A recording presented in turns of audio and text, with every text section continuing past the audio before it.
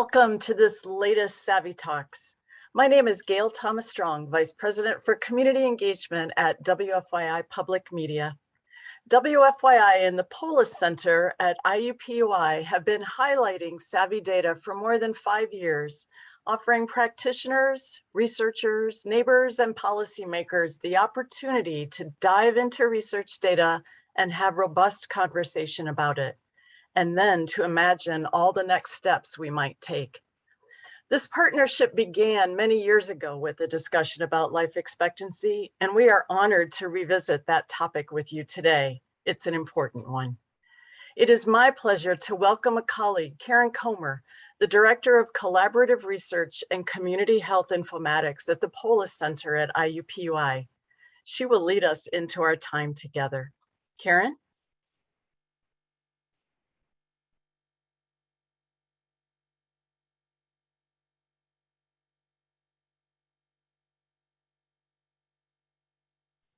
Karen, we can't hear you.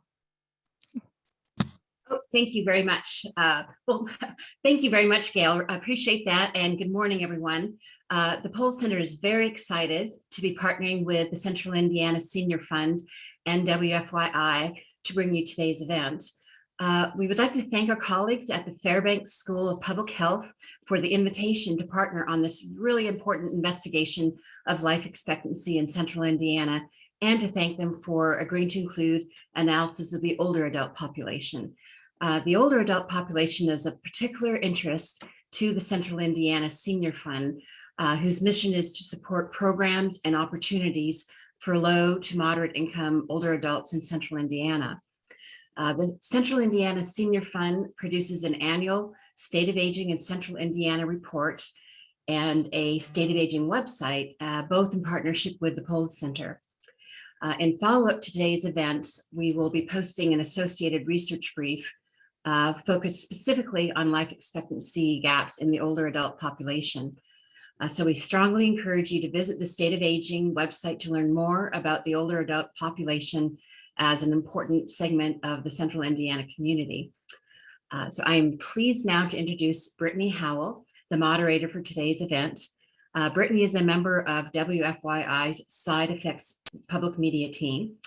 She moderated our Equity and Aging event last April, and we are delighted to have her back for today's event. Brittany? Thank you so much, Karen. And good morning, everybody. I am so happy to be here with you today. I get the happy honor of introducing the presenters of the Worlds Apart Life Expectancy Report. First up, we have Tess Weathers from the Richard M. Fairbanks School of Public Health. In academic community partnerships, Tess often serves as a bridge between scientists and non-scientists with the goal of educating and creating action for the public good. She was the lead author of the Worlds Apart report released in 2015, which spurred public interest in actions to address the health inequities in the Indianapolis metropolitan area. Additionally, we have Matt Nowlin. Matt is a user experience designer with the Polis Center in the IU School of Informatics and Computing. He works in the community informatics team focusing on analytics, data visualization, and web development. He'll be leading us through an examination of the impacts of redlining on the health disparities we're learning about today. Thank you both so much for taking us through your work. And with that, I think I will turn it over to you.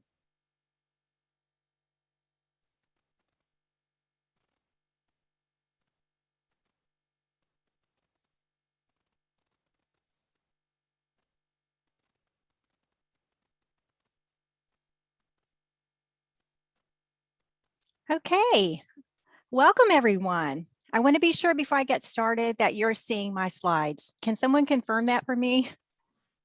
Yep, we see them. Looks like the right screen, Matt? Yeah. All right, fantastic. So welcome everyone. It's my pleasure to be here with you today to share the results of our updated analysis of life expectancy among communities of the Indianapolis Metro Area. Before I get started, I want to acknowledge all the contributors to the report, which will be available online after this session. The work was a collaboration between the IU Fairbanks School of Public Health and the Polis Center at IUPUI. We hope you'll read the full report for more information than I am able to share here today. So chances are that most of you who've joined this session today live somewhere within the 11-county Indianapolis Metro Area. You might even recognize the very neighborhood featured in this picture. While the 2 million people who call the area home are different in many ways, we are all linked by this shared community where we have built our lives. In the neighborhoods we each call home, however, our daily lives are often vastly different. Some kids go to school with laptops and fresh textbooks, while others have worn books and no internet access. Playing outside with friends in one neighborhood builds fitness and friendships, while in another, playing outside triggers an asthma attack from the car exhaust along the roadway. Children all across the metro in any neighborhood have the same innate capacity for a long and healthy life. Yet the places where they live and grow and learn often unfairly cut short their opportunities and their life. Everyone deserves a fair opportunity for a long and healthy life. However, our 2015 report of life expectancy brought to light a 14-year gap in life expectancy between the longest and shortest living communities in central Indiana. It was eye-opening to many who call this area home to see this degree of disparity in our own backyards. The difference in residents' average length of life can vary greatly with just a short drive or a bike ride between them.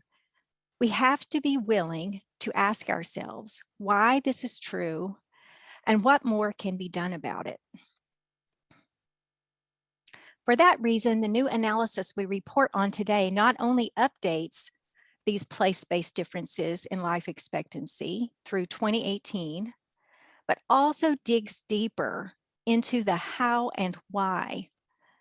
We identify which communities gained or lost life expectancy since the earlier report, explore the gap at different ages of the lifespan beyond birth, and discuss the key social factors linked with life expectancy that we identified.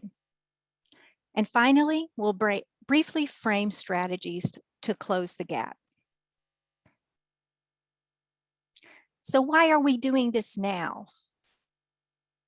You may be asking yourself, is an assessment of life expectancy in the so-called normal time prior to COVID even relevant in a city or a world that has been so drastically changed?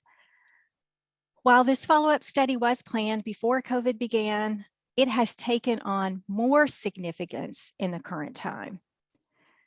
We have now lost life expectancy twice in the past decade, though this has occurred rarely in US history. Deaths from COVID since 2020, along with a rise in deaths of despair, brought underlying social fractures into sharp focus.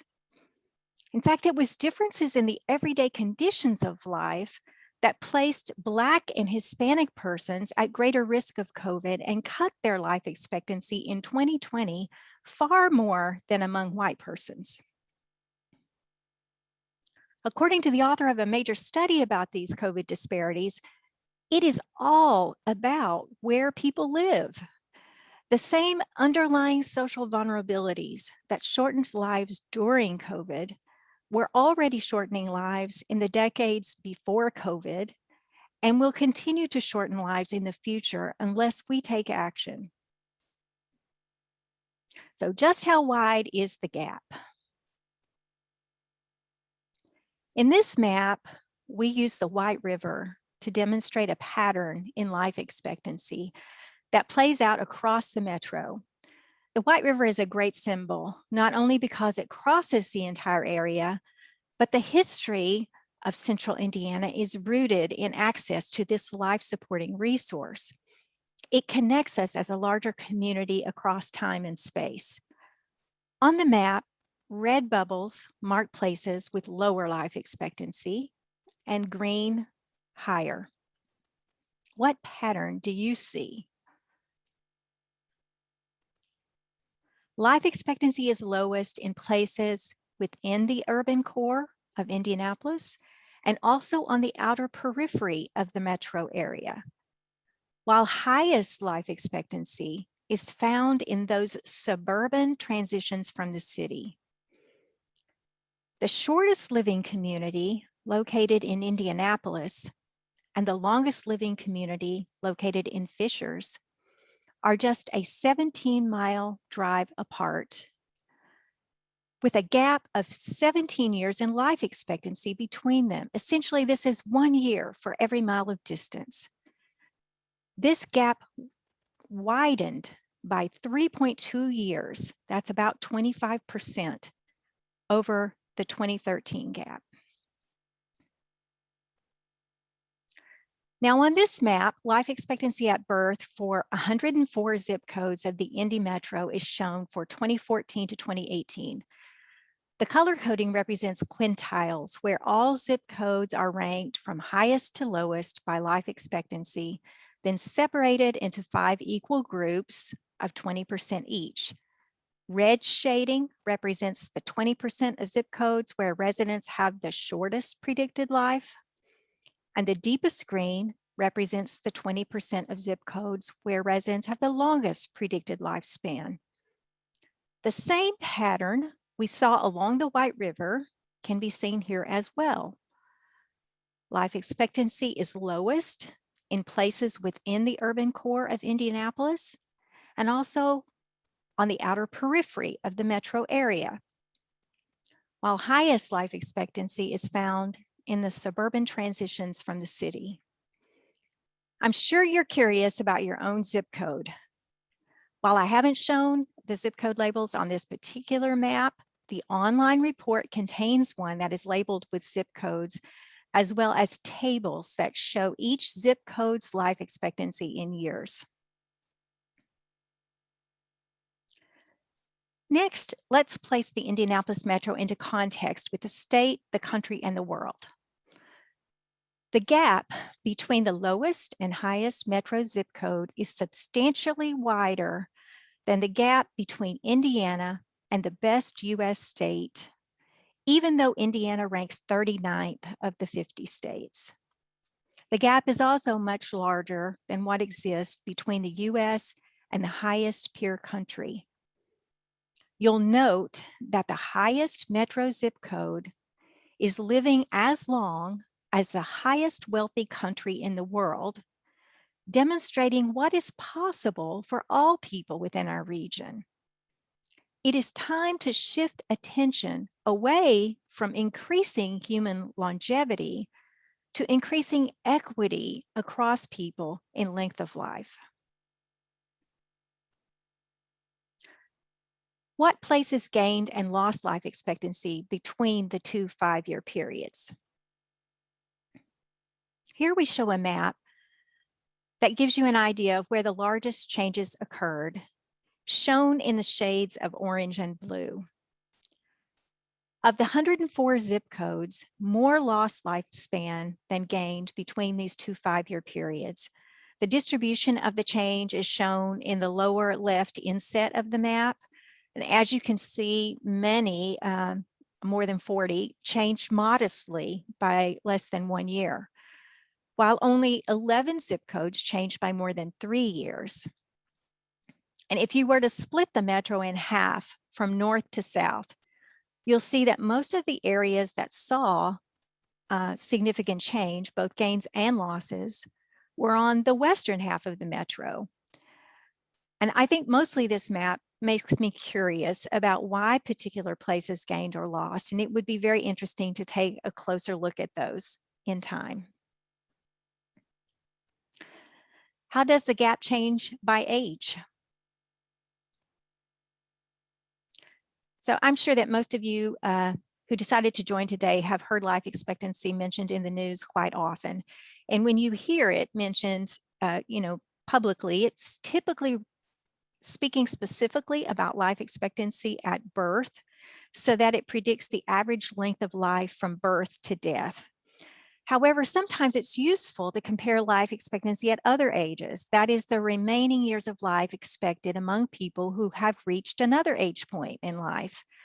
For example, if the overall gap in life expectancy between our communities primarily resulted from infant deaths, we would expect the gap to narrow substantially by the time people reach adulthood.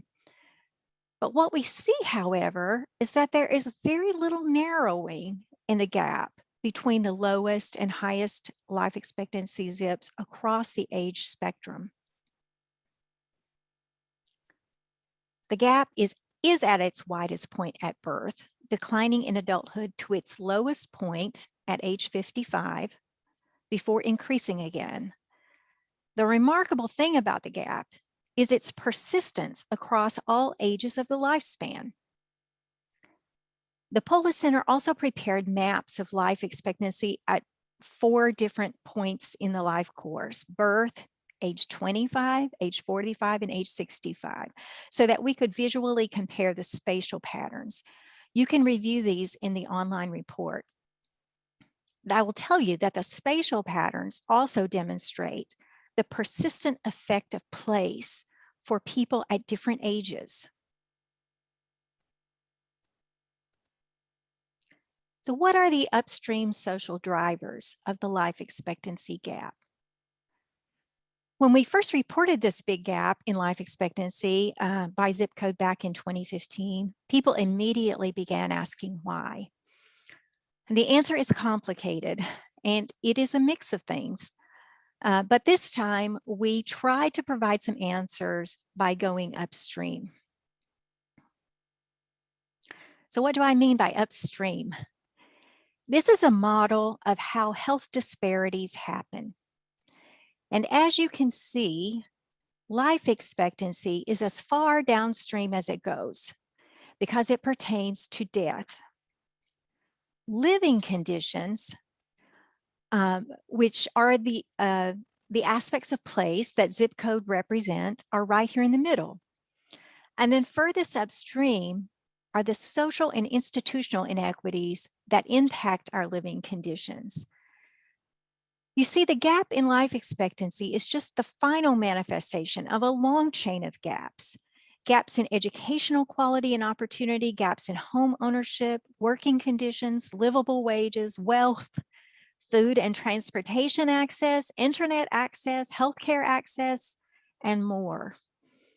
In a society that sorts people by class and race, among other things, some groups are living in places where the resources needed for community well-being are systematically constrained, and the health gap is perpetuated.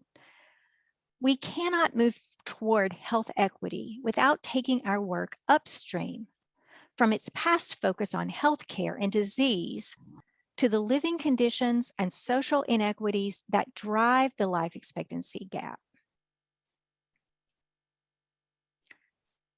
We focused our attention on the leading social causes of death, identified by Sandro Galea and colleagues in a nationally published study. Combining data from 47 studies, they identified these top social causes of death as accounting for a similar number of deaths as those in the kinds of disease-based lists that you're probably used to seeing. That would include things like heart disease and cancer. We identified census measures for these social causes, with the exception of social support, for which none exist, and tested their correlation with zip code level life expectancy in the Indy Metro Area. Now, before I share these results, I do want to say, of course, that correlation does not establish that one causes the other, but it does establish that they are linked in some way, that when one changes, the other also changes in a predictable manner. So let's talk about what we found. At the top of the list is education. Across the US, the quality of one's health rises in step with education level.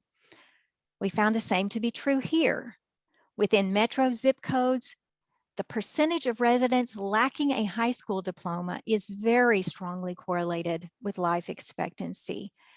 In the scatter plot, you can see that as the percent lacking a high school diploma rises, that's on this horizontal axis, the life expectancy falls.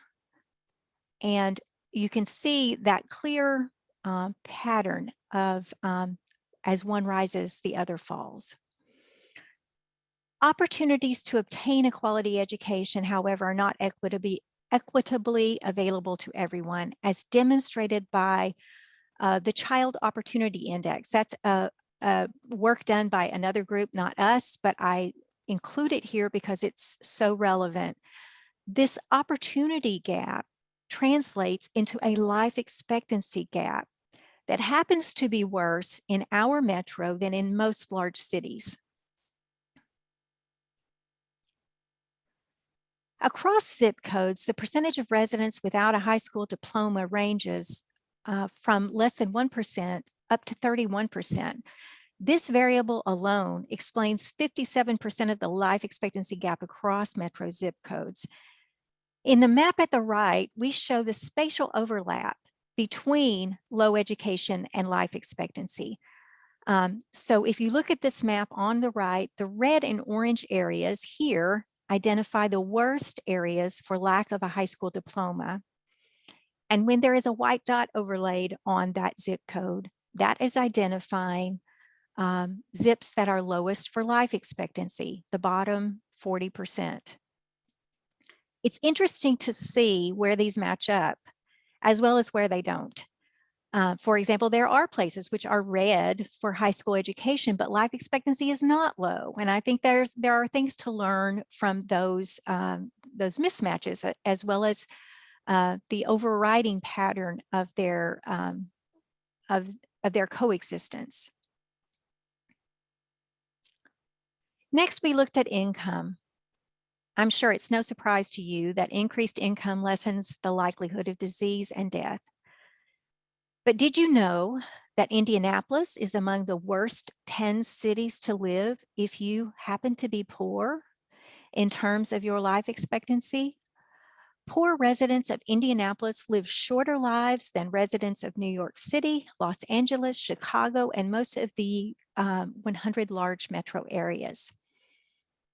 Of the income variables we tested, we found the strongest correlation between the percent of the population living below 200% of the federal poverty level. As that percentage increases, life expectancy falls. Across zip codes, the percentage of residents living below 200% of the federal poverty level varies quite widely, from a low of 6% all the way up to 66%. This variable alone explains 53% of the variation in life expectancy across metro Indianapolis. Again, this map demonstrates where low life expectancy and low income overlap.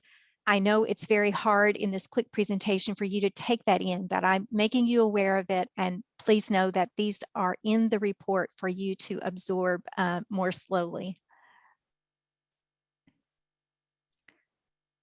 We also tested an index of 15 factors capturing social vulnerability broadly in 4 categories listed here. As an area's overall level of social vulnerability increases, life expectancy falls. The overall social vulnerability index, which we say more easily as the SVI, is strongly correlated with life expectancy. The SVI explains roughly 50% of the variation in life expectancy across metro Indianapolis. And though the SVI provides a more comprehensive picture of social vulnerability overall, because it includes low education and poverty along with 13 other variables, it does not predict life expectancy as well as either low education or low income variables alone do. Now, the final social factor I want to delve into is racism and residential segregation. Racism affects health through many mechanisms, but a particularly formidable one is the history of redlining and residential segregation. During the late 1930s, diverse neighborhoods were often redlined by the Homeowners Loan Corporation when inspectors noted, and I quote, an infiltration of Black and foreign-born residents in the area. This made it difficult for residents to buy homes, build wealth, and maintain a thriving community. The map shown here is the original Hulk map of Indianapolis from that era. And you may note similarity to the recent life expectancy map were you to zoom in on Marion County. Studies have shown that residents of former redlined areas have shorter lifespans than those of greenlined areas. I've referred to segregation as a sticky problem. Communities once redlined can't seem to pull out of its hold, and it affects virtually all aspects of community life. Yet we often fail to realize its ongoing impact. In a national study of the 500 largest cities, Indianapolis was among the most segregated group, who also had the widest life expectancy gap. And in that same study, Fishers was identified as the city with the lowest segregation and the smallest life expectancy gap. So here again, we see how places within our own metro area are worlds apart. If you're curious about redlining, and want to learn a little bit more about how it is that housing segregation continues to affect our communities today, I highly recommend this video produced by NPR. It is a very well spent 6 minutes of your time.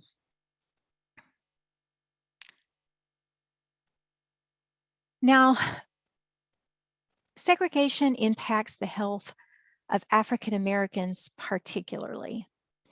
Here I borrow from the words of Dr. David Williams, a foremost scholar on the relationship between racism and health. He describes the impact this way. Every 7 minutes, a Black person dies prematurely. That's more than 200 Black people a day who would not die if the health of Blacks and whites were equal. Furthermore, he says that racial residential segregation is the #1 factor driving the poor health outcomes of African Americans today. So given its significance to health, we wanted to test the relationship between segregation and life expectancy here in the metro area. Turns out that measuring racial segregation is complicated, as there are a number of dimensions of the construct to attempt to capture. The size of place matters too, and zip codes are likely too large. Nonetheless, we tested 3 measures of residential segregation, and 2 were moderately correlated with life expectancy. However, we took some other steps to examine the effect of segregation. Using the Black-White Isolation Index, we identified the 1/4 of metro zip codes with the highest segregation. More than 75% of the area's Black non-Hispanic residents live in those 21 most segregated zip codes of the metro. Of note, 18 zip codes of the metro area have no Black residents of record, which I will say still surprised me. And these were excluded from this particular analysis. We found that the average life expectancy at birth for those living in the highest segregated zip codes was significantly shorter, 3.9 years shorter than for those living in the lesser segregated zip codes. And this map shows you where those 21 highly segregated zip codes are located and their corresponding life expectancy quintile. All are located in the heart of the city, with the exception of 1 zip code in Anderson. You'll note the prevalence of red and orange, indicating that these segregated zip codes are typically among the lowest for life expectancy. Not only do these segregated zip codes have 3.9 years less lifespan, the percentage living in financial hardship is 5.6 times higher.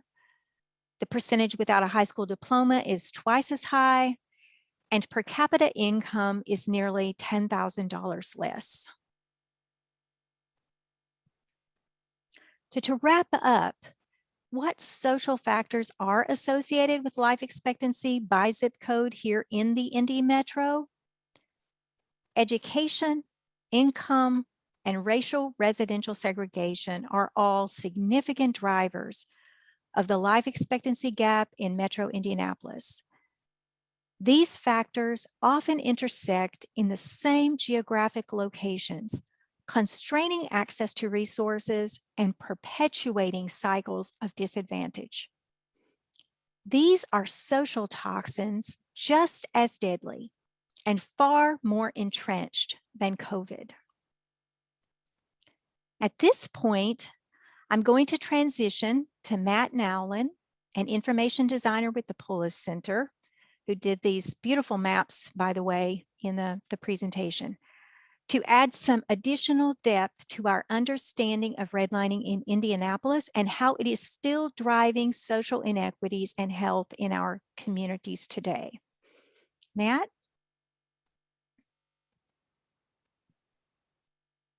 Thanks, Tess.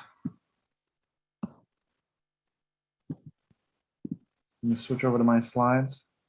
So Tess talked to us about, among many other social and economic factors that contribute to this gap in life expectancy, the importance of segregation on the neighborhoods, life expectancy, and other quality of life measures.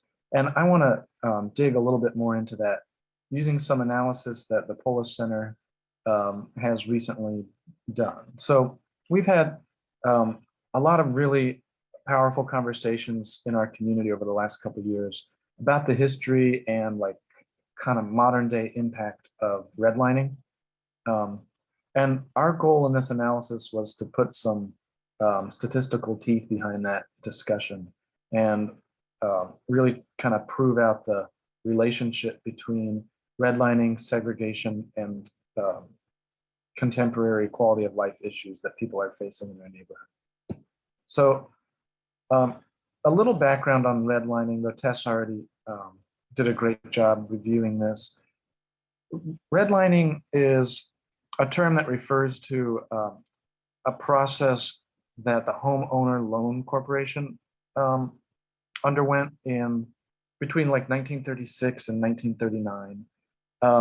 The Homeowner Loan Corporation, or HOLC as people call it, was set up during the Depression to purchase mortgages and stabilize the housing market. And the redlining effort that people refer to is their program to produce residential security maps. And so their purported goal here was like to assess the kind of market conditions in a neighborhood, thinking that loan officers could use this when underwriting and judging the security of their investments and their loans. The problem with this is that part of the factor of those kind of quote unquote market-based decisions was the presence of people of color, particularly African Americans or foreign-born residents. And so they, in this way, Polk kind of equated people of color and Black residents as a risk to the housing market. And this was, I guess the FHLB encouraged lenders to use these maps as they were making loans through a series of newsletters that came out in the 30s and 40s about kind of guiding private bankers and things like that. And so this market data was available to lenders, or this redlining data was available to lenders. And so it kind of influenced, it's one policy factor that influenced segregation in neighborhoods. There are a whole universe of policy factors, from local zoning to other federal policies, and also individual choices like real estate practices like blockbusting and things like that, that all kind of worked in concert to produce and maintain segregated neighborhoods. But redlining is one really important policy in that mix. So we wanted to quantify this practice of redlining. The map you see here is the redlining map that was produced in the 30s. And you can see it's called redlining because some areas that were deemed to have higher market risk were colored red in the map. So it's what we call a categorical variable. There's 4 categories. There's A, B, C, and D. D is red, A is green. And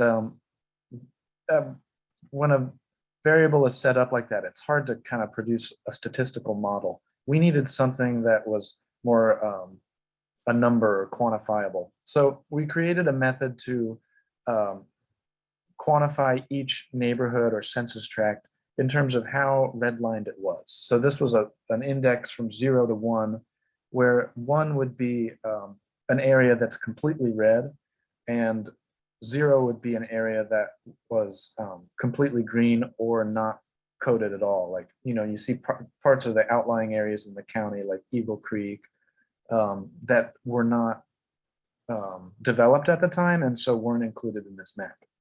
So then we wanted to also quantify segregation in neighborhoods and see if there was a link between historical redlining practices and contemporary segregation. And to do this, we used a measure called the Black-White Isolation Index. And we then took both of those variables and saw, okay, is there a relationship between how redlined a neighborhood was in the 30s, how segregated it was in the 90s, and then current outcomes like economic opportunity, crime, income, and we'll look at the results here. First of all, these 4 maps kind of visually show the relationship between that redlining index we created, which is in the left there, and a few other outcomes. So you can see these are small and zoomed out so that we can compare them easily to each other.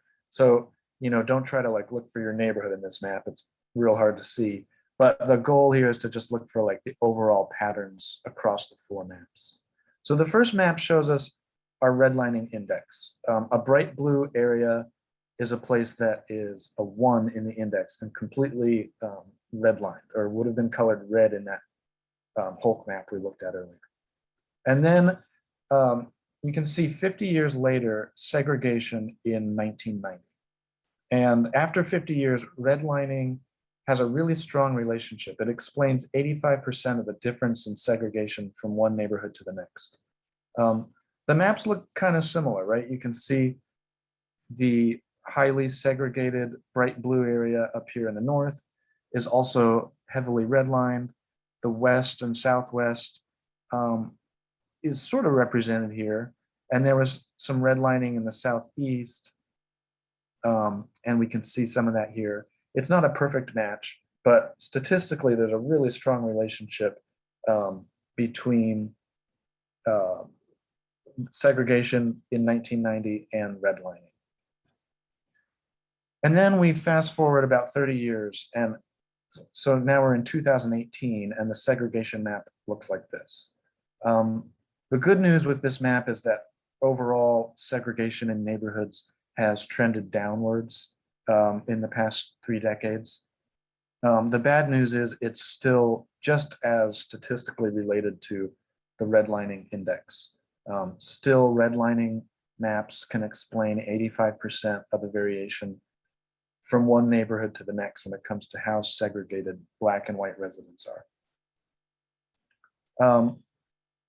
And we then use redlining and segregation to try to predict economic opportunity, or in other words, what is the like adult income for children who were born into low-income families in Indianapolis neighborhoods. And so in this map, the bright blue areas are places where low-income children grew up to earn higher incomes, about $35,000 a year. And the dark blue areas are places where these low-income children born in that census tract grew up to earn about $20,000 a year. And it's a really close match to the redlining map that we see on the far left, right? Wherever redlining is high, economic opportunity tends to be low. If you kind of combine the redlining maps and then segregation when these kids were born around 1990, those two variables explain half the difference in economic opportunity between neighborhoods. So all this to say that, you know, what we knew was true is true. There's a really persistent impact from redlining that, you know, redlining among other policies, like I said, created and maintained segregation. And we can see that 50 and 80 years later, there's still that strong relationship between redlining and segregation. And then the redlining and that resulting segregation contribute to poor outcomes for residents, like low economic opportunity in their neighborhood. When we look at health outcomes through this lens, we see that, well, we're going to be looking at a lot of these bubble charts. So let me explain this real quick. The first line here represents neighborhoods that are graded A. So this, these are like the green neighborhoods on the redlining map we saw in the very beginning. The bottom line are the neighborhoods that are graded D, and those are the redlined neighborhoods. And so we're looking at a health measure here called, it's like self-reported unhealthy days per month, or days with poor health per month. And in neighborhoods graded A, they have a lot fewer days of poor health than neighborhoods graded D, right?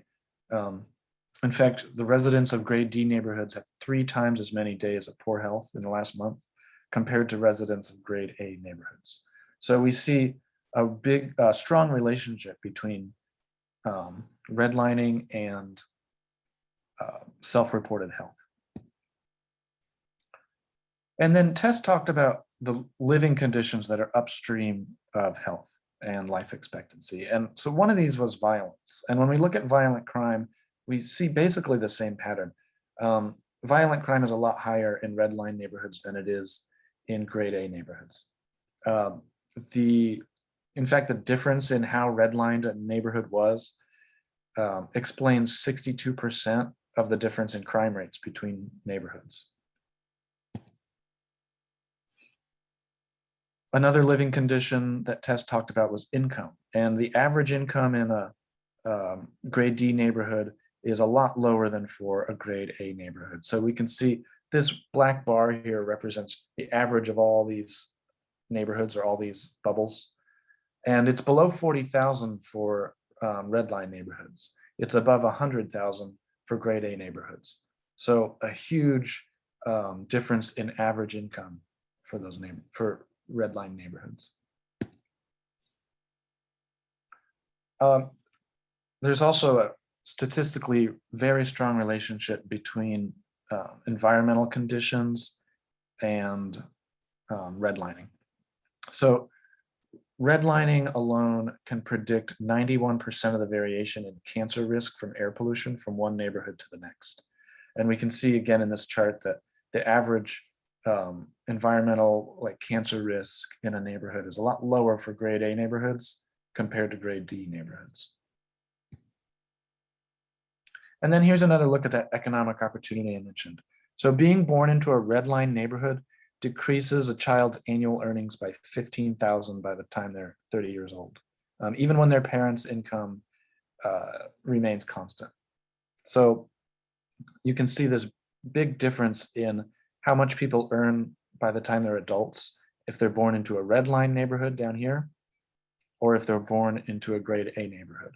And this is all these averages that we're showing here are for people born to parents with the same income level. And so it's not just a difference of like, these neighborhoods are wealthier and so their children are wealthier. It's really like, even when parent income is held constant, the neighborhood you're born into has a big impact, and redlining is a big piece of that. Segregation as well. So that's a deep dive into some of the redlining statistics, and I'm going to turn it back over to Tess now to talk about where we go from here. Thank you, Matt.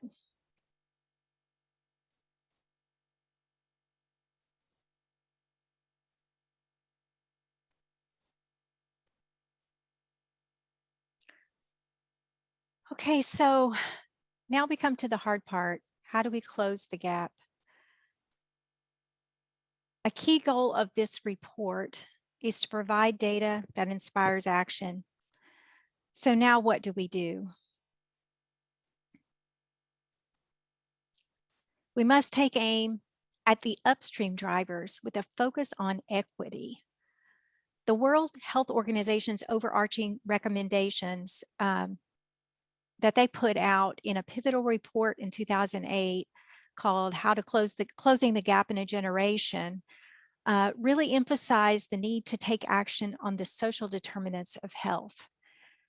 And while their recommendations were aimed at closing the gap between countries around the world, they're just as meaningful to us here locally. Their recommendations were: number one, improve daily living conditions; two, tackle the inequitable distribution of power, money, and resources; and three, measure and understand the problem and assess the impact of action. Of course, that's sort of what we've been doing today, number three. But these are short statements, but very big task. So how do we actually do this? There is no reason to believe the gap should be this wide, and there is evidence that we can do better because other places are doing better. Our report provides a few examples of effective programs that have been tested and recommended nationally, such as high school completion programs for at-risk students. We've also mentioned a few active local initiatives, such as the Diabetes Impact Project that utilizes a collective impact model. But the hard truth is that this work takes all of us. There is no one simple solution to close the gap. This issue is not one that can be fixed by the healthcare system or by any one organization. We have to be more persistent, stickier ourselves than the problems to drive the change we're looking for. Let's build communities where we all can thrive. I turn it over now to Brittany for questions. Thank you, Tess, and thank you, Matt. This is my second or third time seeing this presentation, and I get something new out of it every time. There's just so much to digest here. I have a couple of questions. We got one through the Q&A, and if anybody else has questions, please feel free to pop in and ask them. But Matt, the first question is actually for you. We had a audience member who would like to know, in the section where you talk about violent crime, what exactly does that mean? How do you define that in this particular context? Yeah, sure. So violent crime, when it comes to crime statistics, has a really specific definition. The FBI categorizes crimes into part 2 and part 1. Part 2 kind of being less serious, and part 1 being more serious crimes. Within the part 1 crimes, they have 2 categories: property crimes and violent crimes. And so I'm not sure if I can rattle off everything that's included in violent crimes, but there's obviously like homicide, murder, rape, aggravated assault, and then I think robbery. It's like if you break into someone's house with a weapon, that would be a violent crime. If you break in without a weapon, now it's a property crime. So that's kind of the breakdown there. Thank you. That's really interesting. I've got a lot to think about there. Another question, how much does infant and child mortality impact or determine the differences we see in life expectancy? That's a really good one. I guess I'll take that one. So we know that it's a major, that's a major part of it. And that's why you see the gap being as wide as it is. It's at its widest at birth, that first year of life. Certainly our infant mortality rates are much higher in communities of color. So it's playing a significant role. That would take even a further deeper dive to speak to that more specifically, but I would say absolutely it's playing a strong role.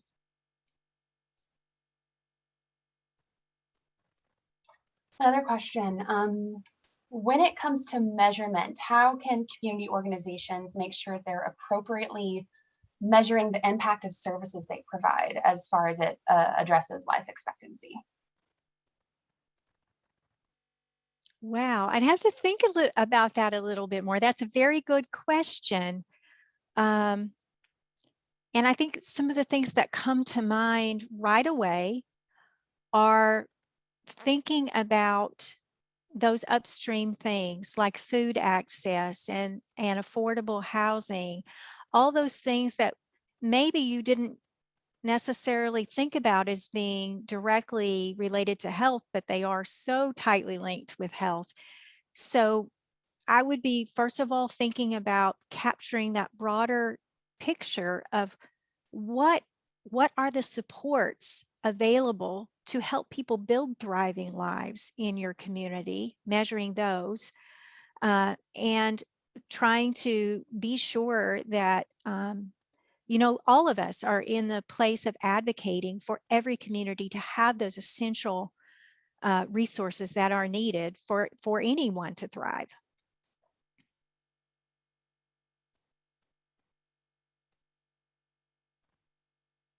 We have two questions popping up about gentrification and how urban renewal and gentrification play into this topic that we've been talking about.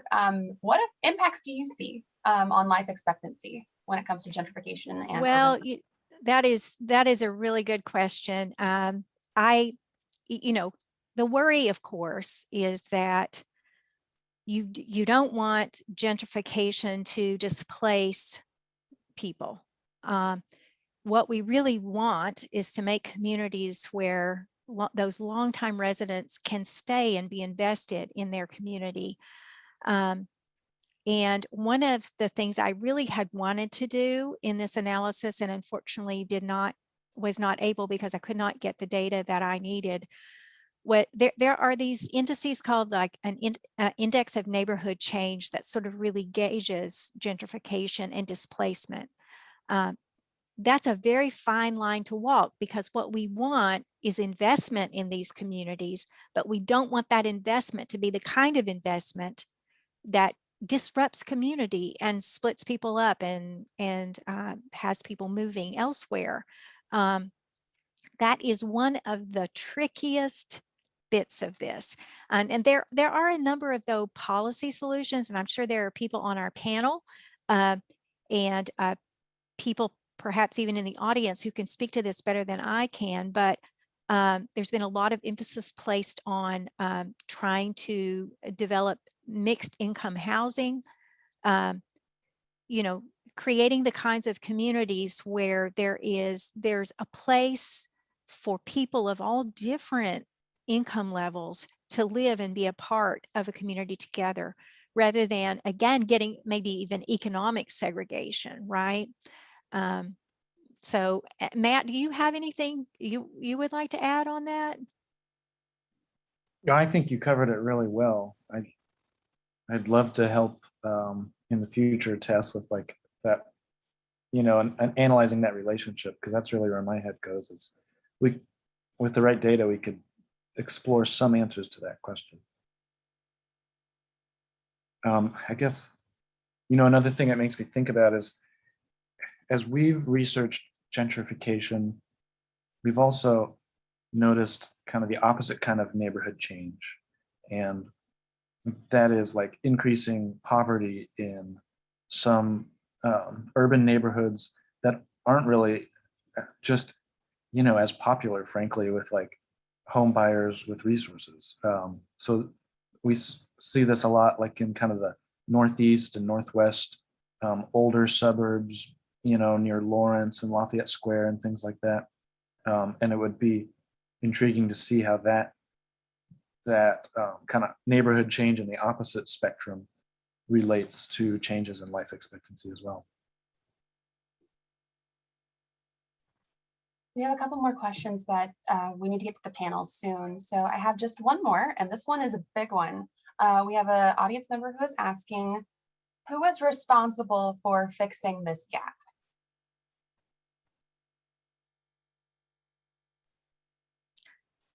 I think we all are. That's why I said this is a big problem and not one person can solve it. But specifically what I want to say is that we need to stop blaming the people who live in these places for being the root of the problem. It is not their problem. This is a society-produced problem, and it takes us as a society, community organizations, government, empowered citizens, all of us saying, hey, we deserve better. We want more equity. We want better communities for everybody. And I think it takes all of us. And it most definitely should not be something that we just put off as the problems. You should deal with that because that's where you live, or that kind of thing. It really needs to be everyone at the table. Thank you. I think that is a great segue into the conversation we have planned to follow this report. Matt and Tess, once again, thank you both so much for taking us through this. There's so much here, and there's even more in the report itself, which I hope everyone gets a chance to check out on the SAVI website. I suppose now I should introduce the wonderful people who have agreed to talk to us for an hour here. First up, we have Ashley Gervitz. She is the Executive Director and CEO of the Alliance for Northeast Unification. Good morning, Ashley, and thanks for joining us. Good morning. We also have SAVI Martin. She is a board member of the Butler-Tarkington Neighborhood Association and a longtime community resident. Hi, SAVI, thanks for coming. Hi, I'm coming. We also have Ron Rice. He is a community health worker and community builder for the Near Northwest, working on the Diabetes Impact Project. Ron, thanks for being here. Thank you for having me. And we have Lashana Triplett. She is a school director of the McKinda, LaVille, and Tripp Outreach Center, working primarily on education. Lashana, thank you so much.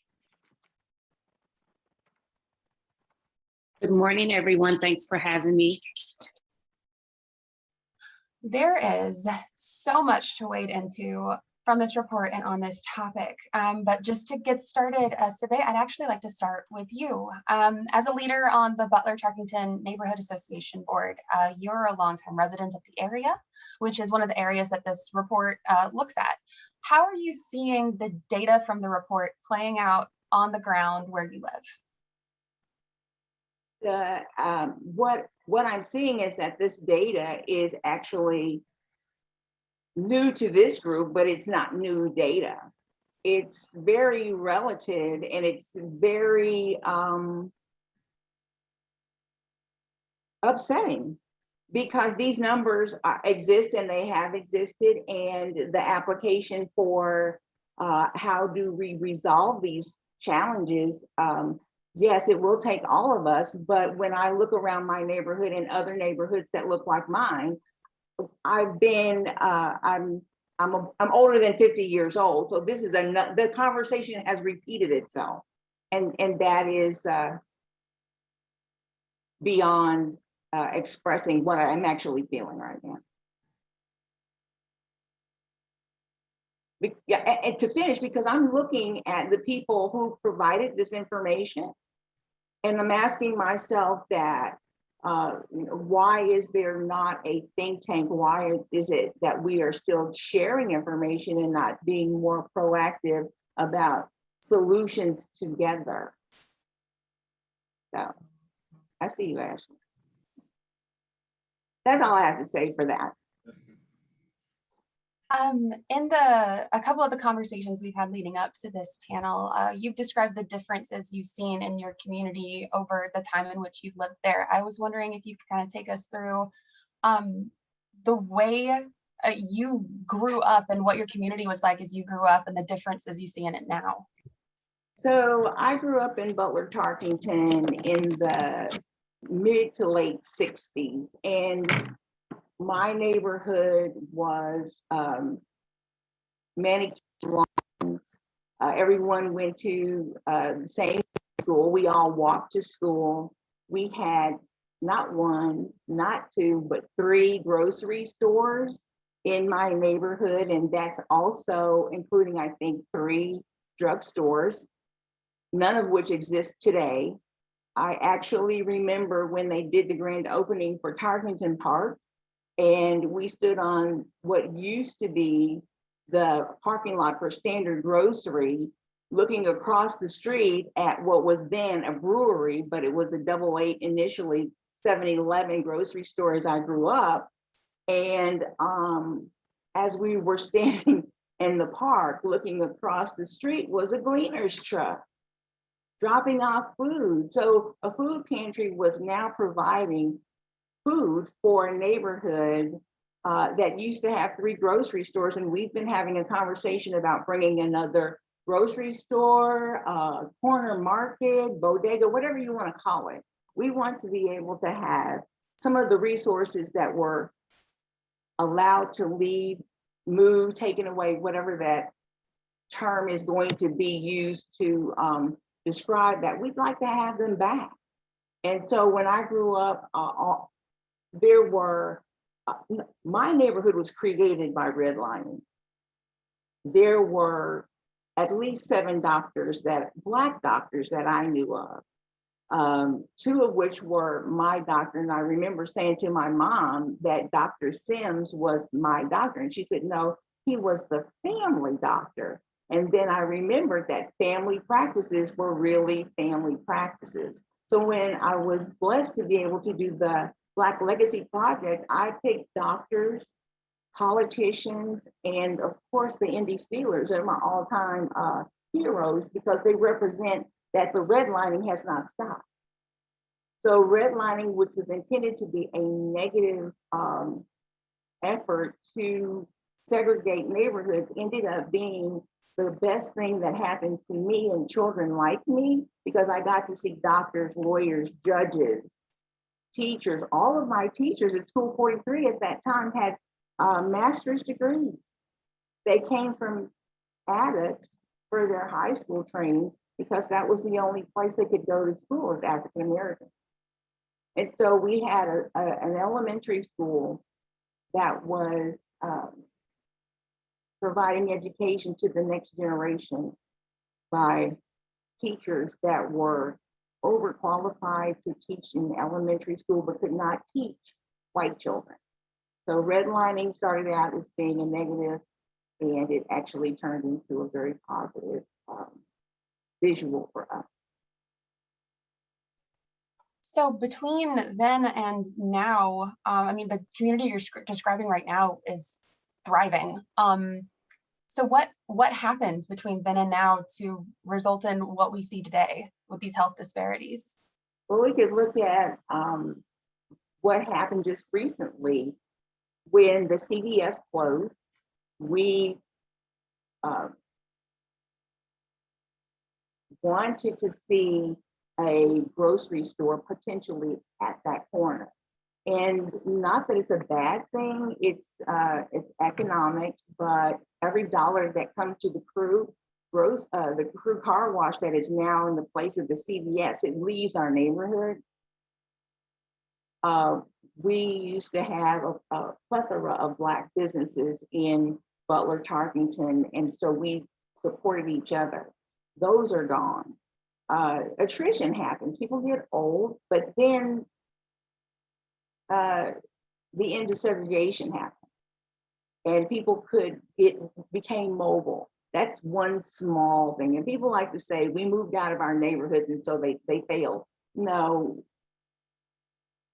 resources were removed from our neighborhood, and it was intentional and it was timed, and the same resources that left our neighborhood by the hands of those who have control over them, they could come back.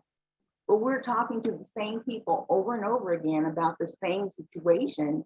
And when you say all of these numbers represent the worst you can imagine for Black life and people of color, especially in my neighborhood, it's disheartening, because all it would take is for someone, and it is true, all it would take is for those in power that hold the resources to decide that we're going to do something different, or come and sit down with us and let's do this together, because we all benefit when the neighborhood thrives.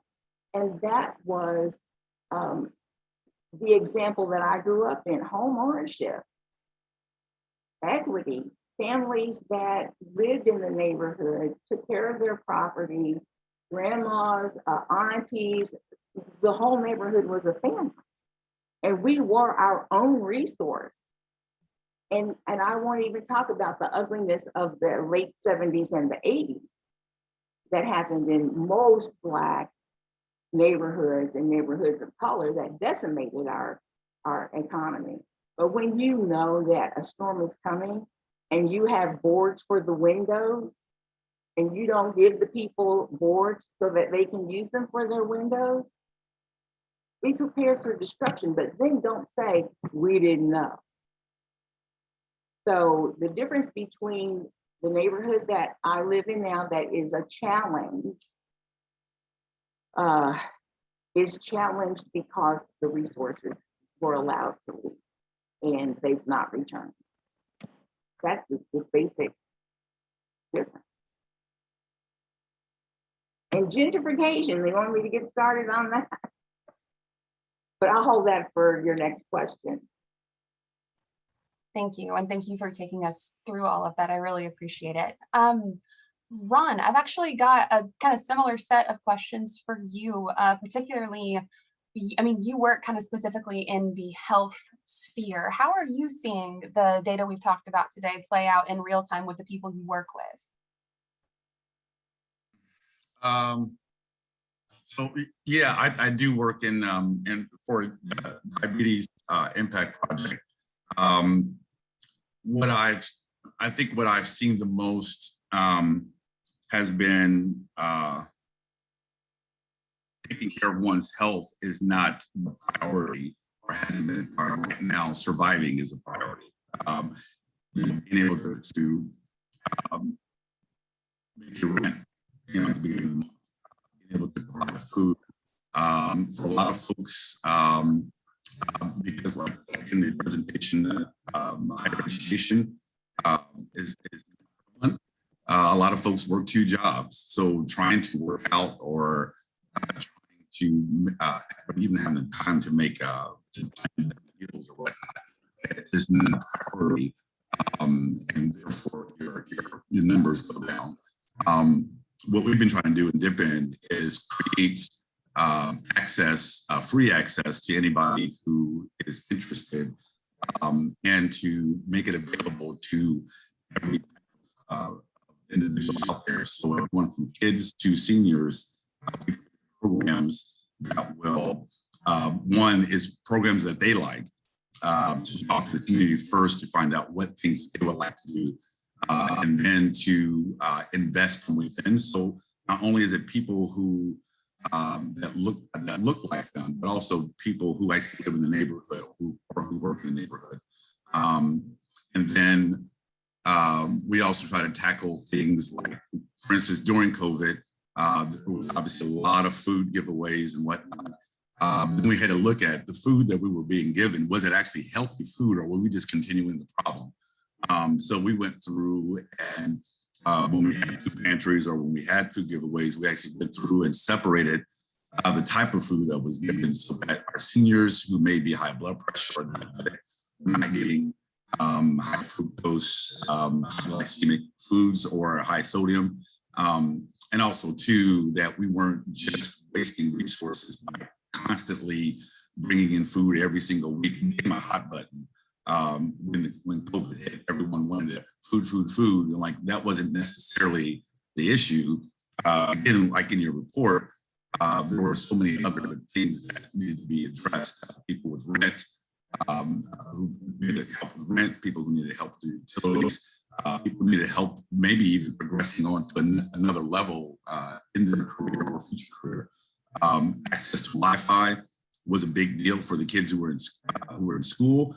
Wi-Fi is not a, it's not, people use for phones, but being able to get on a computer was not very, there wasn't a lot of Wi-Fi access in people's homes. So one of the things I've been very proud of, not of every single one of our, not only our residents, but also our stakeholders, has been their desire to try to improve the quality of life, not only before COVID, but during and afterwards. I have there's so many folks I can thank, but I'm really particularly proud of what Flanner House has been doing.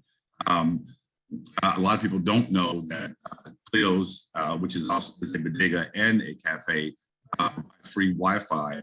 So people were just pulling up in the parking lot to do their homework, sitting on the patio. Flanner House itself extends, I believe, almost a quarter of a mile of free Wi-Fi from this facility.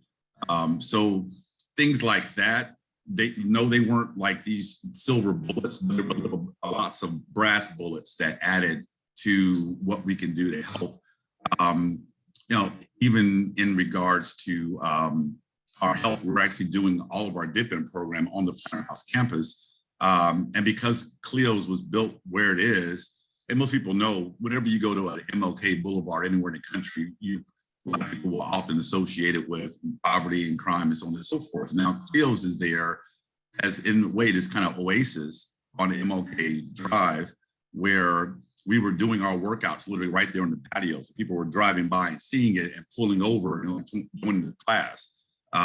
So you have to do small things to get big results, but you have to be consistent with those small things. So that's what we did. That's what Flanner House has been doing. I've been really, really proud of the collaboration that we've had with them. Thank you. That's all. It is so incredible to hear what Flanner House is doing. I know that we're talking about so many different societal issues that sort of intertwine, and food access is certainly not the only one of them, but it is sort of a common thread from what SAVI was mentioning in regards of getting a grocery store and what you were just mentioning. And I would like to bounce over to Ashley really quickly because she has done some work on the grocery store access and food insecurity in her area. And I'm going to just tag LaShawna really quickly because we were talking a little earlier about how food insecurity really impacts the work she does in education. So LaShawna, when you want to break in, just please do. But Ashley, could you start?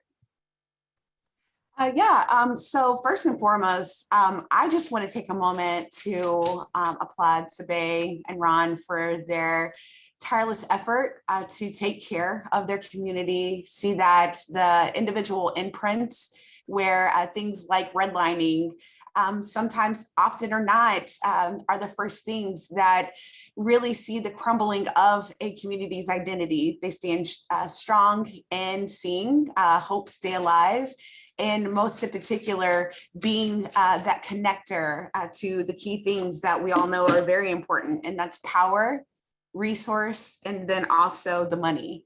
And so I just definitely want to share that hopefully you see across the board too, that there is a common theme, whether it is about food or what neighborhood it is, that it's to that togetherness that we can make that work. Now back to the question, Brittany, you were asking about food. I will be very frank. we as a community within the Northeast Corridor have seen the rippling effects when resources were taken away. It was further exacerbated when we had things such as COVID, and then as well, the rising within our own community, and not just what took place downtown when we were needing resources the most. We're yelling like, where is it, right? So I shared that to say that if it wasn't for the immense efforts of grassroots like Lashana, the triplets, their legacy family known within the Martindale-Brightwood Northeast community, where they used the collective efforts, and the key word was collective, to see our community be fed.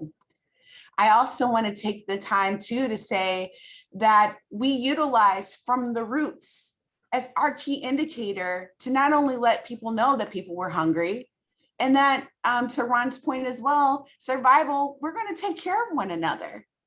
What better way than to see through collective impact that as we, through the United Northeast CDC, which does have our Alliance for Northeast Unification name, Unique did not want to take the credit, but it was all of us together that we're going to align our resources to see that we would take care of one another.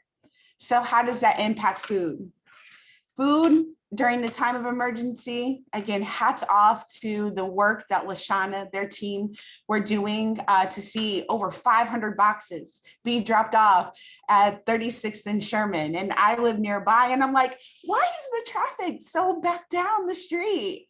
But then to learn that, again, residents and people that care and that are taking care of families and are most hardest hit when digital divides were also disrupting the classroom. They were doing that in the epicenter of 36th and Sherman. How do we, as a community development corporation, we stepped out of our normal lens where it wasn't about the number of housing units, which could typically be where gentrification could be even further exacerbated. No, we took care of the people. Housing here, we got to make whole. So we utilize our ability to walk alongside. How can we help enhance that? We move further forward with the collective work that our office, we've been so grateful to know that with efforts like Summer, who is our community health worker. She's our advocate on the ground, knowing what food access is. We began connecting the dots to see a bigger collective and epicenter. To right down the street from where the triplets are, we have our own local growers like the Randolphs with Elephant Gardens. To then finding out at a perfect time, and from a previous report when we're like, I told you so, what the COVID impacts were in socioeconomics. What that did was then see that when we had a corporate partner like Cook Medical and their alignment with Goodwill, right? It wasn't them just sitting back just to say, hey, we got 100 jobs. They really mean it when it says we can do business, but also do well for our community too, where they were even willing to take a step and risk to help us identify how we stabilize our food network. And we can apply the fact of, well, it happened so quick, every bit of effort is now at amazement, even with the philanthropic partners, to know when the national grocery stores didn't want to stay in our neighborhood nor come back, we're now scaling up our own. 2 young Black men from our neighborhood, after a while, will own that of their own grocery store in our own backyard. Imagine the ability where now Lashana can still be on alert for the emergency, but now improve our innovations with their daily work with our kids. I apologize for my puppy. She's excited too, if you can't tell. To being able to have the mobile units, to see the store, that's the collective with governments, working with scaling up efforts like the Randolphs. And also there's many others. I can go down the line with Soul Food Projects. And to see that, and to Sabay's point, we took care of our own. We're not saying that we're not trying to allow the ability of integration, but it's all about prioritization of what is on the ground, and we scale up from there. Our everyday stories have been about survival, but we also know too, through our lived experiences, what the answers are. So that's my long wind about how a ripple effect, yes, that was birthed out of pain, allowed us to see the assets that were on the ground, and we developed from there. And now we can help make a ripple effect of a food ecosystem that can be more equitable. But we also too know that we can't do it with one organization alone, but it's going to be through the collective of all of us, even the residents and their participation, corporate social responsibility, all coming to knowing what that shared understanding and commitment is as well. So thank you again, Brittany, for providing that question. Thank you for your answer. If I can go back just really quickly to the Cook Medical Project, I'm going to try to kind of recite the story as I understand it, which is that Cook is establishing like a facility there that's going to bring in 100 jobs to the community. And in the course of listening sessions, the community brought to their attention that the food ecosystem was a big area of concern. And so through conversations, like you've now got this partnership where Cook is basically kind of like providing the seed money for this grocery store that is then going to be run by 2 residents. And eventually, like, this is going to be like, this is basically creating a resource that is going to create wealth that is going to stay in the community. Yes, that's correct. And I do also want to make sure where it's with the Cook and 38th Street collaboration. So one of the great things, we were leveraging the resident voice, a corporation such as Cook Medical, and then also other partners that were all willing to make the sacrifice to say, hey, we've never solved within our own sectors alone this issue, but how can we come together? That did include even more where it's like, okay, here's 100 jobs, we need grocery. How can we help with the retainment of employment? Knowing we can have that of a managing partner such as Goodwill, wraparound services where transportation's an issue and so forth, they're also a part of it. Even to the philanthropic, where under the CICF and Indianapolis Foundation, Impact Central Indiana. So where maybe before one of the big barriers to our overall stabilization and residential renewal, right, was being able to have some of the capital given up front with the social purpose of helping fix our gaps.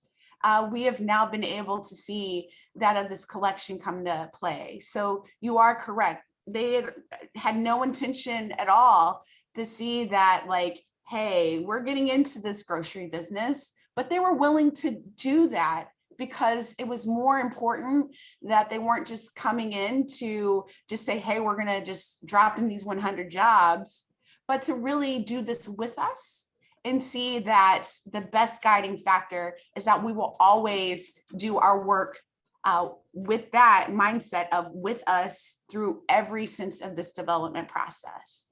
And then I would also like to say that it isn't one of those things where it's a one and done. It's now even further expanded into the other impacts of what community success would be, such as education attainment. Again, we are still figuring out this on a daily basis. But what we do know is how can we make sure our lived experiences may be not the cookie cutter, like, hey, I know I love IKEA, don't get me wrong. And I'll be honest, I don't always follow those instructions, but it's the framework, right?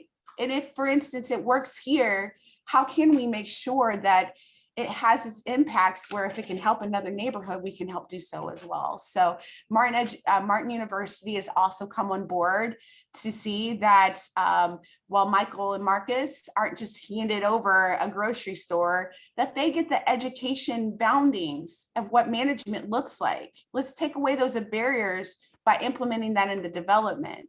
So that way, later on, if there are others that are interested in understanding the more basics about grocery management, one, we're helping a predominant Black institution in our backyard, right? They don't get the financial resource support of being a historically Black, but now we can help drive more education in our own backyard. That's improving education attainment, but also too helping see that the work is being documented within our own backyard. So that's kind of the whole collaborative as well, that I would definitely be remiss if I didn't mention. is that, again, corporate came in, learned the needs of residents, and we're able to leverage our power together to see its impact within various sectors as well. Thank you. And that is a perfect segue over to LaShawna's work. Just so everybody knows, LaShawna's having a little camera trouble, so we're not going to be able to see her face, but that is not going to detract at all from the wisdom she has to impart with us today. LaShawna, could you tell us a bit about your work in the education sphere and the importance of education when it comes to life expectancy, just how you're seeing the facts of this report playing out in the work that you do? Absolutely. I would first like to tell everyone on the panel, thanks and great discussion. In my field, what is unfortunate is I had a young lady that was a part of my early childhood program. She just turned 25, and for her, that was a milestone. She was excited. For her to reach 25, she was elated. And I'm like, it's 25, we're reaching for 50. She said, Miss LaShawna, for me to be able to make it to 25, I lived. So that affected me emotionally when our young people only expect to just make it to 25 years old. That is like us saying our 50th birthday or our 75th birthday for my parents. So the life expectancy is not only on the data, but it is affecting our youth in a different way, which has taken them from being able to live to learning how to survive. And when you're always in survival mode, you're in attack mode, you're in a defense mode. It's a difference between living and surviving. And we at MLT want to begin to try to change that narrative where our youth are able to live a productive life and not just look to see 25, but look to celebrate those other milestones. As Ms. Martin say, I grew up at 40th and College. My parents still live at 40th and College. I still have the same home. My room looks the same as it did when I lived at home. That gave me protective factors. I can still go back there. My childhood friends still know that that home is a safe place. So that's what MLT wants to be, a safe place in our community where when our young adults get older, they know that they still have a safe place in the community. Ashley, you said something that was very important that I wrote down when they were talking about approach. And as a grassroots organization, we look at this collaboratively through grassroots 501c3, we call them mom, pa, corporate or community organization, which would be more like your Ed Martin centers, community development center, your center, and then the larger corporate organizations. From my groundwork, it takes all of us to bring that all together. We all have an intricate role to play in this. And if we don't learn how to integrate and collaborate together, we won't be successful. And it's not a little I or a big I, it's all of us collectively. You were talking about during COVID. COVID for me showed how resilient we are. COVID for me showed how our children are made of way better material than what we give them credit for. Eskenazi Health stepped in with Indie Heartbeat because I just wanted to feed. My children were hungry. They no longer had access to food. And they came and gave us 7,000 pounds of fresh produce. From that, it was just a ricochet effect where innovation with McFarland Foods from Healthy Farms to Family, they came in before Farms to Family and donated ribs, steak, ham. They didn't throw our community scraps. Like the community was like, we get steak, this is real bacon. So It gave McFarland Foods another outlet to be able to pour into the community, because guess what? The restaurants were closed. They couldn't sell it. So they utilized it in a positive way through an outreach program that could get it into the community. I have an estimate that with farms and families and the donations from McFarland's Food, they put out over 200,000 pounds of food through our community organization. That is amazing. That is collaboration at its best. Not only that, you talk about food increase. We developed a community garden to teach our youth sustainability and how to grow in their own backyard. Because how many of us, Ms. Martin, had tires just laying in our backyard? So we took tires and we transformed the tires into gardens. We took blocks, things that are readily accessible, to show them how to be, one, entrepreneurs, how to grow, and the importance of healthy eating. And then you ask the question, how does food affect my education? A lot. If I'm hungry, I'm hangry. I'm coming into school, I didn't have breakfast. My teacher is telling me to do different things. I have to be on task. How can I concentrate? I didn't eat dinner last night. And this morning we were rushing. I didn't have time to eat. So now the teacher has transferred my hunger, because I can't explain to you that this feeling that I'm feeling is hunger. I know I'm just agitated and I'm irritated. So now I become a behavior in school. So now I have a stigma and a label on me, all because I've missed a meal. I'm really just hungry. So instead of, we're working on changing that narrative. Instead of, when you just come into school, here, grab your pencil, grab your paper. Hey, here's some fresh fruit. Here's some fresh produce.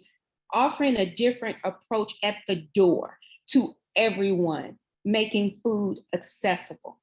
Because when I was pregnant, I was afforded the opportunity to learn about the different nutritions and chemicals, but I could afford to go to the healthy food store. What about my counterpart who couldn't go? Does that mean that their baby deserves less nutrients and health because they can't afford it? So that's that difference between equality and equitable.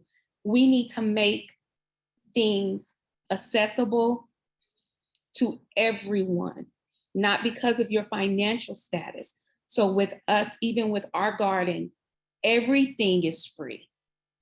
All of our produce are free. Then we can say, hey, we only have a small quantity, but Elephant Garden is down the street. They have a little more, because now we've introduced it to them. And food, imperfections, we waste so much food. The food that we see grow in our garden, we have more irregular growing food than we do the pretty fruit that's in the store, you know? So what are we doing with all of the irregular fruit and veggies that are growing? How do we recycle those edibles back into the community? Our children look at that and say, Miss Lashana, am I not good enough? Do I get thrown away as well because I don't look like this? So we have to just, mental health. Being hungry is a trauma. It's a trauma that's been overlooked. Being hungry and having a food insecurity adds more risk factors to my life. So now I have to choose between paying the rent or trying to produce food for my babies. So the more we increase our food access, and not just say increase because it's there, but increase that we are actually in the community. I love Dip In has stepped in this year and assisted us with our community garden. And we're building a mobile pharmacy so we can take it out into the neighborhood and actually take our produce and remove that transportation barrier. That's what this is all about. Collaborative efforts where Corporate organizations may have the fundings and the resources. Grassroots organizations may be boots on the ground and in the weeds. And we bring our community together, integrate it all together, empower our youth with knowledge about healthy eating, how to sustain that eating. We're giving them curriculum on being junior master gardeners, something that they're able to sustain and teach their families. So when you ask me that collectively, I think it all goes together hand in hand, because we're educating our youth in school. We're empowering the schools to know how important food access is, how to increase that. We have so many homeless babies that live in hotels. The number is unbelievable.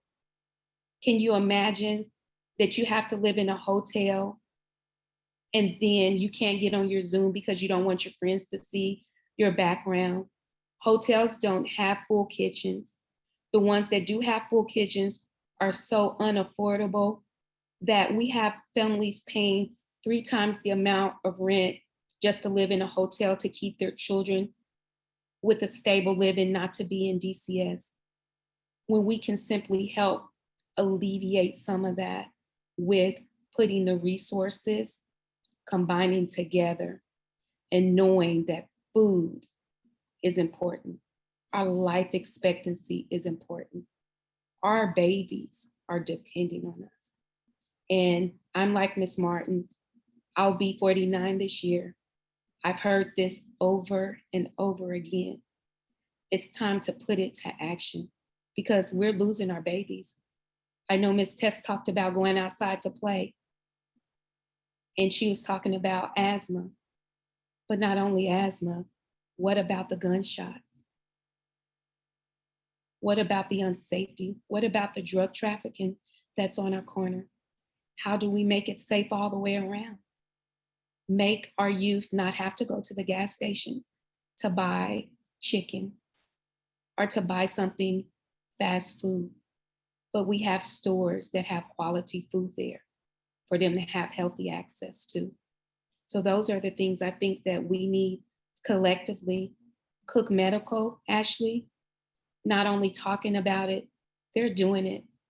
They sent a charter bus for 15 of our African-American young males, took them on a tour to IU. They got to see the full Cook facility. Those young men were amazed to see how medical devices were made. It was amazing. Cook medical staff was amazed for some of the intellectual questions that our young men had. To be able to see an IU football field.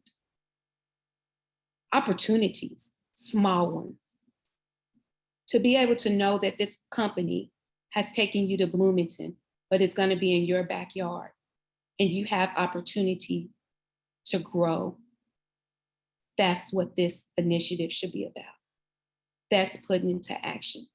That's showing our young people that somebody who may not look like us care about us and that we're important. Thank you for the space. Thank you so much for sharing. Sabay, you had something you wanted to weigh in on in regards to what LaShawna was saying. I was listening to LaShawna, and I had to say, my mother taught school in IPS for 44 years. People always said she was their favorite teacher. And I asked her one day why. She said, I love my students. I love my kids, my children. I would have crackers in the pantry, in the cabinet, when they would come in their classroom, hungry from riding the bus for over an hour in the morning just to get to school, where they could sign for the crackers so I would know what to replace. This was in the early 80s and 70s, and we're still having this conversation about children coming to school hungry. So to add to what LaShawna has said, and Ashley has said, it just seems that we could collaborate. I understand Cooks is talking to some folks over in Midtown. We continue to collaborate. We can make this the last time that we have to share these stories in real time. So that's tying that into, we're still talking about hungry children at school 50 years later. I give it back to you, Brittany. Thank you. This is probably a good moment to sort of pivot to, I mean, we've talked a lot about the work that you're all doing. I know one thing that we talked about kind of in our early conversations and shaping this one was this situation was created by a system, and the systems that exist now are basically actively avoiding particular neighborhoods by design. How much power do individuals like you and like me have to change these systems or to make a meaningful difference for people? For anybody or I see, actually, you and your dog can go next if you want. Go ahead, Hannah. Oh, no, go for it. Go for it. You sure? Okay. Well, just real quick, because I'm listening to everyone. First of all, LaShonda and Ashley and Ms. Martin, thank you so much for really expressing your humanity. I mean, it just means so much. And again, doing the work that we do, we see the results of everything you're talking about every single day. It's like, you always feel like there's not enough that you can do, but we keep trying. I'm thinking about all the things that Tess had talked about in her presentation and also the things we've heard too. And what I love to see are those shining stars in all the communities around the city that are really trying to make a difference. One of the people here in our neighborhood is Phyllis Boyd from Groundwork Indy, who has helped to start a community-led environmental program. I personally, and I live in this neighborhood, you hear redlining all the time, but you hear redlining in a negative, obviously it's a negative thing, but you hear it in negative conversations.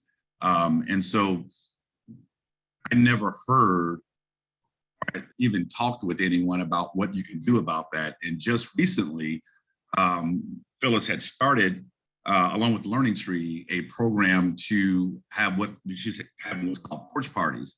So we've been basically asking residents to volunteer, and then she, along with some other environmental partners, are coming to different houses, 10, 15 people or more. And what we're doing is talking about the effects of that redlining has had on our environment, in our environmental space. She's literally showing the charts of a redlined area and then the high levels of cancer, of diabetes, of hypertension, of mental illness that are in those areas specifically. And not just talking about it and sharing it, because one, that needs to happen, but then also two, what can we do collectively as an organized unit of residents to say, to the city or to the state or to federal, that we need to make changes in our area. I had no idea that some of the digging that Citizens Energy is doing, which is great, that they're doing right here next to Watkins Park in the area, had to, what it was actually for. We knew they were doing work, but no one really understood it. We didn't know that our rainwater and our sewage water was actually being mixed after a quarter inch of rain hits the ground. And that the work that they're doing, which is helpful, is really just a Band-Aid in the end. What we need to do is to increase our green infrastructure by adding more plants and trees and getting rid of a lot of these concrete hotspots that we have, which also affect our health. And so her presentation has been more of a call to action. I have seen more residents who, hate to use the term, but I'm using their words, I don't really give a damn, who are now like literally bringing test kits over to my house so I can turn them in to groundwork. So they're testing out their water, they're testing out their air inside of their own home. They're testing out their soil. They didn't realize that there was lead being dropped by planes from their fuel onto our roofs and being washed down into the soil that we plant gardens in. So we're picking that up. Or we have lead connectors in our piping and whatnot. So it's been small things. Again, no silver bullet, just a lot of brass bullets, but those brass bullets add up. And we've been, I would say this community in the last month has been supercharged on finding resolutions together, and not just one organization or one resident or a couple residents here. We're finding resolutions and collaborations together to be able to say to the city, state, or federal level that you need to make some changes, not only for our neighborhood, for all the other neighborhoods that have been affected by redlining or communities of color or communities of poverty. So I'm very happy to see those type of things happen. And again, it's the grassroots, it's the organization, it's that maybe that one person who gives that much of a damn to say, I'm going to spread this word out and share this information with you, and I want you to come along with me so that we can do something about it, you know, on a bigger level. So that's what I had to say. Yeah, actually, you go right ahead. No, you definitely hit a lot of major points, right? I think to make sure people understand the power of which they can help make and push against these, you know, systemic oppressive, you know, policies, the ideas of redlining, is to first make sure there's acknowledgement that their everyday lived experiences is tied to some type of system that has, you know, debilitated their life. It's the conditions and not their character that has made sense of why, you know, certain impacts are occurring within their neighborhood. Secondly, before getting into the community development space, I prior to worked in state legislature and worked in constituent services. So the issues that I was not only seeing working for representatives on the east side of Indianapolis, but west side, Gary, Terre Haute, Jeffersonville, they all seem to have, you know, a common factor. And it was at the root end that most of them did not want to make the call because, again, they've seen only the systems impact their life in the negative. So to be able to have something and to show example as to their participation in it, they can help correct it. What we've been doing on the ground here in our neighborhood is making sure that as much as there may be a public hearing that comes place in our neighborhood, it's great that we can, you know, walk and do that for the community through community development, or how do we make sure it's a participatory process? That means things like the Community Building Institute, where we actually just wrapped up last night, knowing the terminologies. What is togetherness? How do we see that the issues that are happening today, with your involvement, we can make sure that we are making long-term changes? It's about ecosystem building. What that also means is the fact of, with our collective impacts, we now got a gateway. So the days of coming in and doing things to us because of things of redline, that's not happening anymore. We've now empowered our residents to be a part. We've done, and we know the processes that, yeah, it's known in a residential meeting for a neighborhood association meeting. All right, that problem with trash or problems with intersection, problems with pothole, make note of it. That's another documentation of accountability outside of a system to know we'll follow up with that.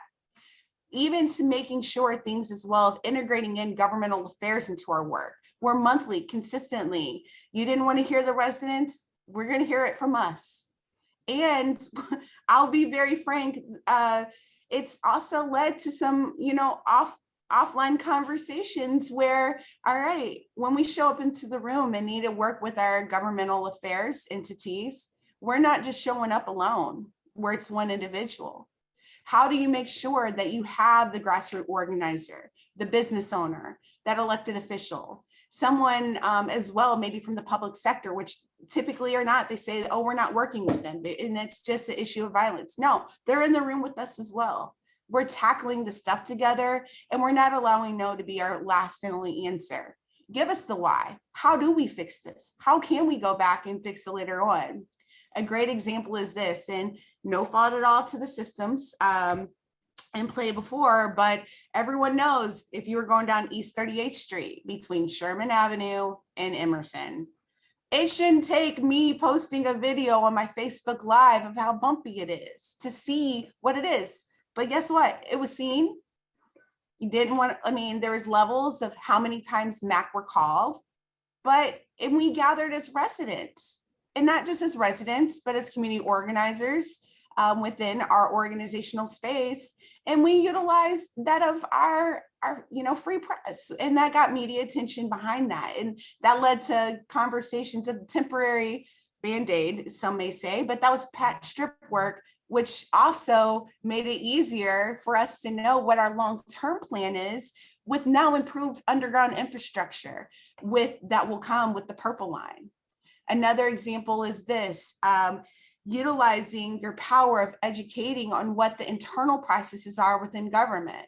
We all know with mass transit oriented development, it's not just with Purple Line, Red Line, Blue Line, whatever color line, but it's in its interconnectivity to our everyday neighborhood. We had an issue where we're already overpopulated with gas stations. We know the issues from a dip inlands with our on the ground engagement, that sending a child to have sticky buns before they go to the classroom is not their best way. So why would we add another place for that to be an epicenter of their access? We want grocery stores. We want to be able to have more healthy, fresh. So, okay, you want to play the game of the system? We're empowering our community to know what that system is, and we'll play back. This is chess. And we were able to do so by utilizing a typical partner that wasn't known, or they would think as a community we would even utilize. We utilize law enforcement and pull CAD reports, safety. We use that. 1,800 person-to-person interactions were pulled. Do we have that gas station building in our neighborhood today? No. So back to the main question is, we can have power, but it's all in the execution of how that power is. First, remind people that it is not us. So I'm very thankful that Tess said that earlier, but it's about the conditions that have impacted us.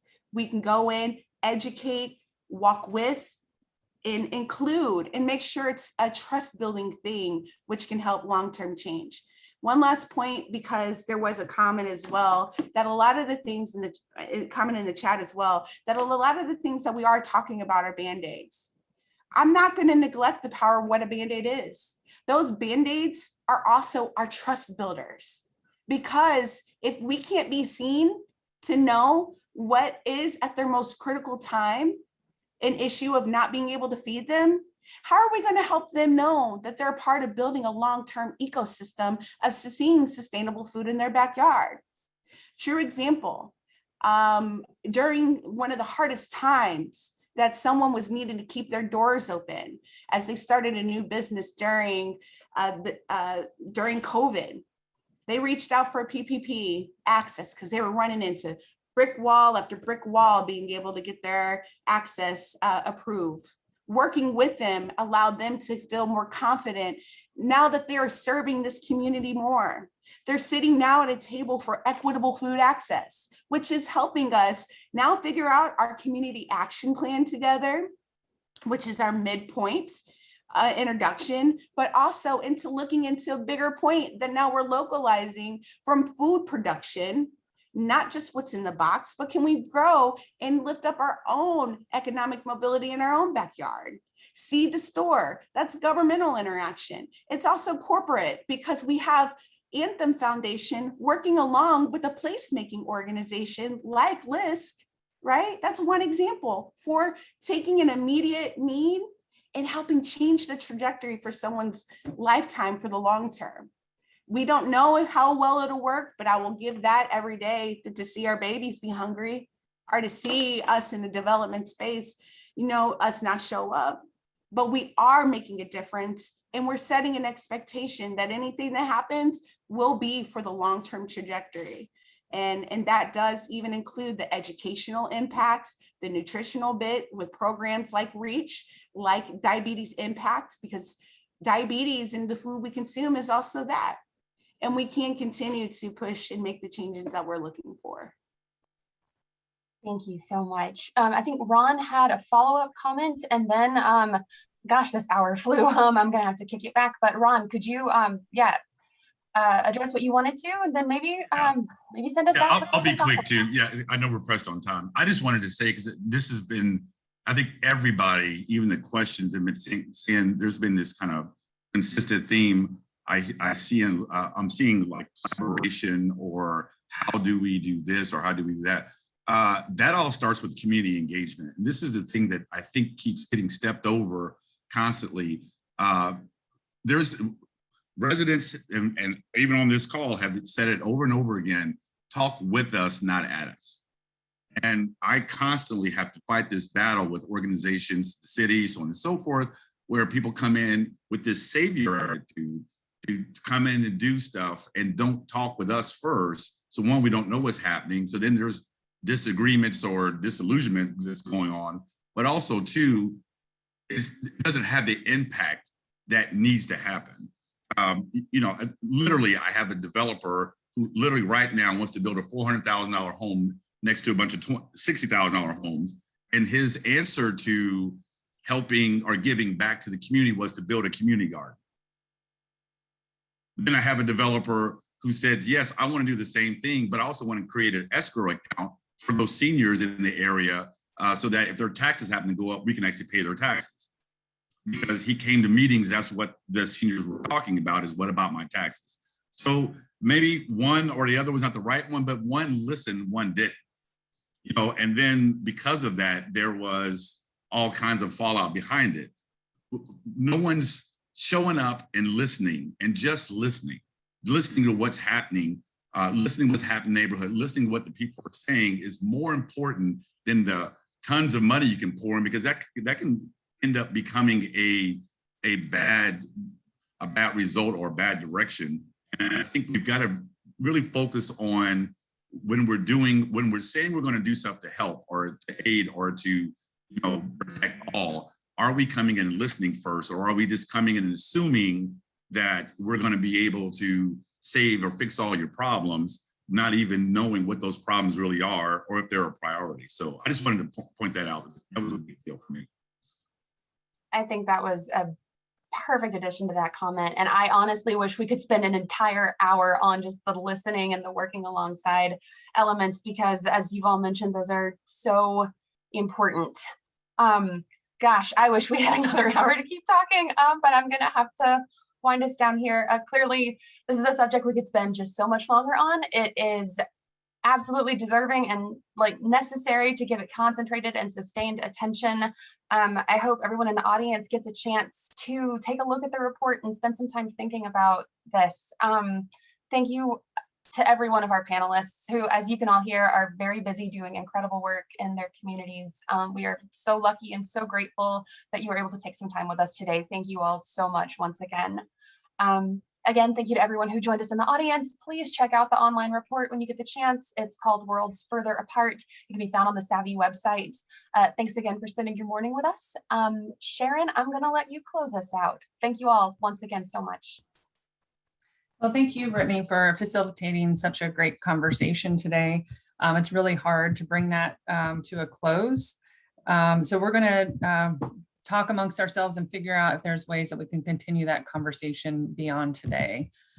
Matt and Tess, I want to thank you for shedding light on the complexities around the inequities in life expectancy across our communities. And I too want to thank all the panelists who did such a great job sharing your passion and your personal stories and lived experiences to help put a human face on the data. It's so important for us to really see it from that perspective. And I appreciate all of our partners and sponsors for this event and the various research efforts that went into this. WFYI, Side Effects, IUPY, IU School of Informatics and Computing at IUPY, the Polis Center, Richard M. Fairbanks School of Public Health, and Central Indiana Senior Fund. As Brittany mentioned, you can visit the SAVI website. You'll be able to get slides from today, as well as a recording that we'll post soon, along with the report. And we're going to continue looking at other equity issues and social justice topics over the next several months. Coming later this fall, we're going to focus on equity and criminal justice. So look for a save the date coming in the near future for that event. And I want to draw your attention to just a couple of other resources related to the content today. Check out the State of Aging portal, partnership between Central Indiana Senior Fund, the Polis Center at IUPUI, IU Public Policy Institute, and the Center for Aging Research at the Reagan Street Institute. Here you'll find a report, data profiles, and research briefs that shed light on the trends and issues in the older adult population in Central Indiana. And on our SAVI Equity Data and Information portal hub, we will link to the equity-focused SAVI Talks reports like today and provide other research and data on other equity topics.